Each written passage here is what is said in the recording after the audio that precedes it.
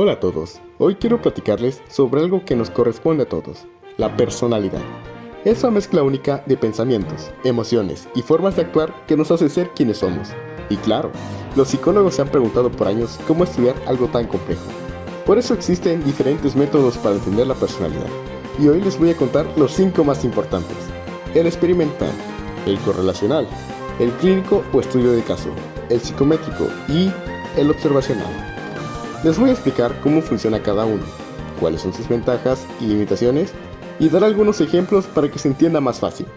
Comenzamos. El primer método del que les voy a hablar es el método experimental. Este es uno de los más utilizados en la psicología, sobre todo cuando se quiere comprobar si una variable causa cambios en la otra. En palabras simples, consiste en crear una situación controlada donde el investigador pueda manipular algo, por ejemplo, un estímulo o una condición, y observar cómo esa manipulación afecta el comportamiento o la personalidad de las personas. Por ejemplo, imaginemos que un investigador quiere saber si el refuerzo positivo, como los elogios, puede aumentar la extraversión en los estudiantes. Para hacerlo, divide a los participantes en dos grupos. Uno recibe elogios constantes cuando participa, y el otro no recibe ningún refuerzo. Si al final el primer grupo se muestra más extrovertido, el investigador puede concluir que el refuerzo tiene un efecto sobre la conducta. La gran ventaja de este método es que permite establecer relaciones causa-efecto, es decir, podemos saber con mayor seguridad si algo realmente provoca un cambio en la personalidad. Sin embargo, también tiene sus limitaciones. Al realizarse en un entorno tan controlado, a veces los resultados no reflejan completamente la realidad, porque el comportamiento humano puede ser diferente fuera del laboratorio. El segundo método que se utiliza con frecuencia en el estudio de la personalidad es el método correlacional. A diferencia del experimental, aquí no se manipulan las variables, sino que el investigador simplemente observa y analiza la relación que ya existe entre ellas. Por ejemplo, podríamos querer saber si existe la relación entre la autoestima y la ansiedad social. Para hacerlo, se aplican cuestionarios o test a muchas personas.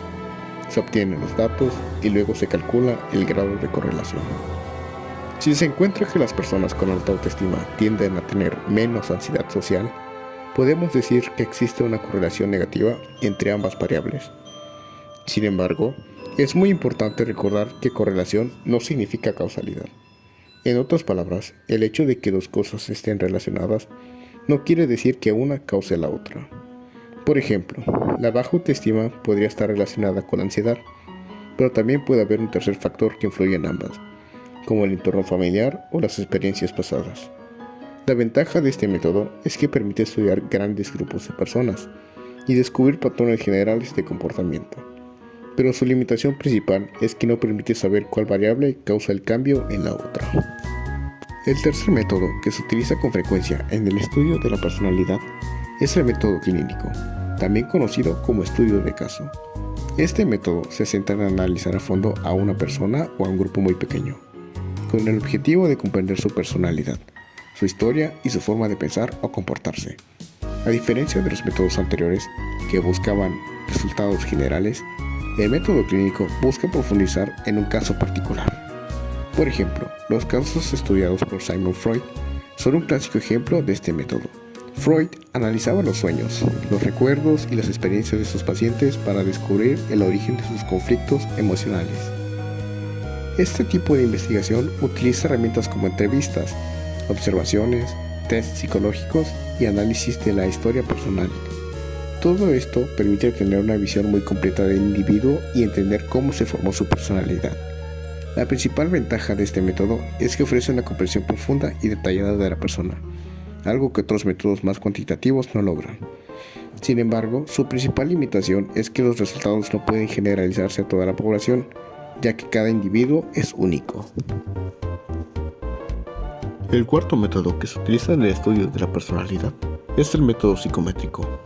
Este enfoque se basa en el uso de pruebas, cuestionarios y test estandarizados para medir distintos rasgos de la personalidad de una manera cuantitativa, es decir, a través de números y puntuaciones. La idea principal es que ciertos aspectos de la personalidad, como la extroversión, la responsabilidad o la estabilidad emocional, pueden medirse y compararse entre diferentes personas. En este método, las personas responden una serie de afirmaciones o preguntas sobre su forma de actuar, pensar o sentir. Luego, sus respuestas se analizan estadísticamente para obtener un perfil de personalidad. La gran ventaja del método psicométrico es que permite obtener datos objetivos y fácilmente comparables entre muchos individuos. Gracias a eso, los psicólogos pueden estudiar patrones de personalidad en grandes grupos o incluso en culturas distintas. Sin embargo, su principal limitación es que depende mucho de la sinceridad del participante y de la calidad del test utilizado. Si una persona responde lo que cree que está bien y no lo que realmente siente, los resultados pueden ser inexactos. Por último, vamos a hablar del método observacional, que también es muy importante en el estudio de la personalidad. Como su nombre indica, este método se basa en observar directamente el comportamiento de las personas en su entorno natural, sin intervenir ni manipular nada. Por ejemplo, un psicólogo que quiera estudiar la sociabilidad de los niños podría observar cómo interactúan en el patio de la escuela o durante el recreo. El investigador toma notas sobre sus conductas, sobre cómo se relacionan con otros, cómo reaccionan ante conflictos o juegos, y a partir de esas observaciones puede inferir ciertos rasgos de su personalidad. La gran ventaja de este método es que los datos reflejan comportamientos reales, no los que las personas muestran solo en un laboratorio o en un test. Por eso decimos que tiene alta validez psicológica, porque estudia a las personas en contextos cotidianos. Sin embargo, su principal limitación es que no siempre es posible controlar todas las variables que pueden influir en la conducta, y eso puede dificultar sacar conclusiones precisas.